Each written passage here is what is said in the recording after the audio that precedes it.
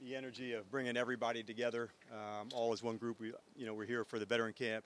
You saw some of the rookie camp. So to see that part come together, I'm excited for that. I'm excited to see some of the mentoring from, veterans to some rookies. I'm also looking forward to seeing some of the rookies latch on to some. I think that's a two-way street. But all in all, it's a big passing emphasis as we go today, but we'll work some situations, and we're ready to get rocking. So with all that said, glad to open up to you guys to hit some questions as we're getting started. Hey, Dan, in terms of, obviously we kind of get the gist of OTAs, but for the team as a whole, what's your kind of goal when you get through these 3 weeks for what you want to see, what kind of progress? Yeah, and I think number one, big playbook, obviously, to put in, and then little bits of it as you're going. And so, did some at veteran camp, did some with the rookies, and so this is an extension of that. In addition to, I don't think it's ever too early, Ben, to start on some situations. Here's a 2-minute at the half. Here's all the ones that come up. So we'll do that as often as we can. By nature, the OTA is more of a passing camp, and that's where the emphasis will be. And then in training camp, there'll be some shifting on that. But I'm looking for efficiency, I'm looking for speed, and really just the detail that's going into the calls. And just specifically at wide receiver, I think we kind of have a sense of what Terry McLaurin is, but with the younger guys like Jahan and Diami, now Luke joining in, how do you kind of see that group, and what did you, with the two guys who were holdovers, what did you see from them last year? Yeah, what's fun about this is we want to get as many reps as we can, so you may even see it 7-on-7 today. We'll have 2 fields going at the same time.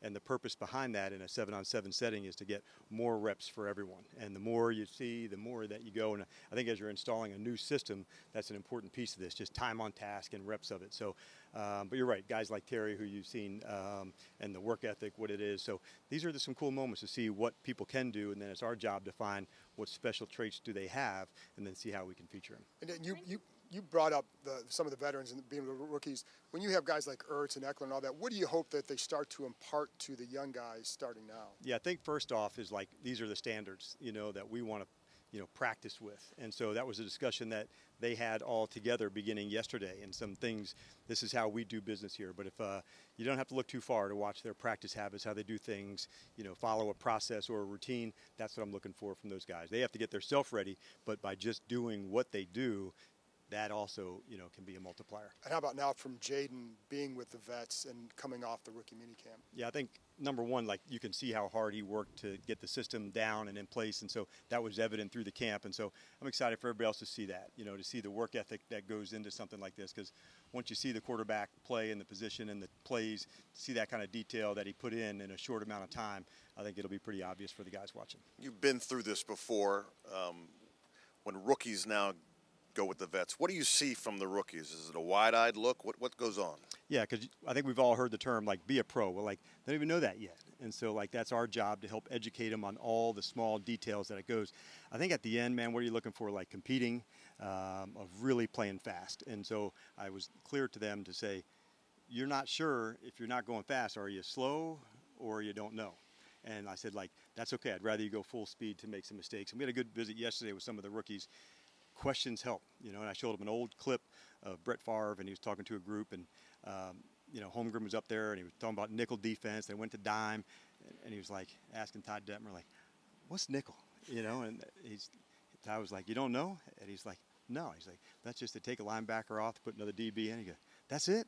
And so as simple as it is, when you're coming from somewhere new as a rookie, my push for them was ask the questions. We got a whole army of people here to help them and get there. And so over these weeks ahead, this is their developmental time, and we're not going to miss a step of it. And for you personally, this is you're back as the HC. These months, these weeks, how has it affected the way you do your job? I mean, how much are you enjoying this process again? I'm having a blast, and that's why days like today, a first of bringing everybody together, I have real appreciation for it. And it doesn't take long to be around some of the people here to say, man, I'm proud as hell to be their coach just by what I've seen so far. And so that's what I'm looking forward to as we're getting started today. What's the process of installing the offense, and how much can you accomplish, each day?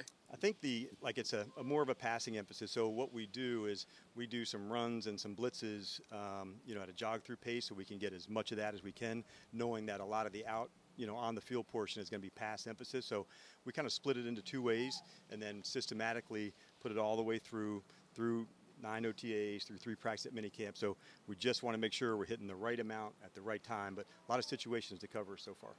And how does that work with Jaden in terms of, he said, like, does he say, I'm ready for this, or this is too much, or how do you kind of go about figuring out what he's comfortable with and at what pace?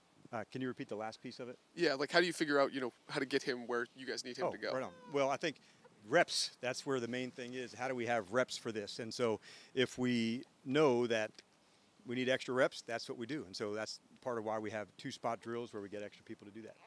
What intrigued you about Frankie Luvo when you signed him, and how do you kind of see him fitting into the defense? The question was regarding Frankie, and I thought first things first, I saw, man, like really aggressive play. This was a fantastic blitzer and hitter, and we really wanted to make sure like our identity was a real part of that. And so Frankie represented that.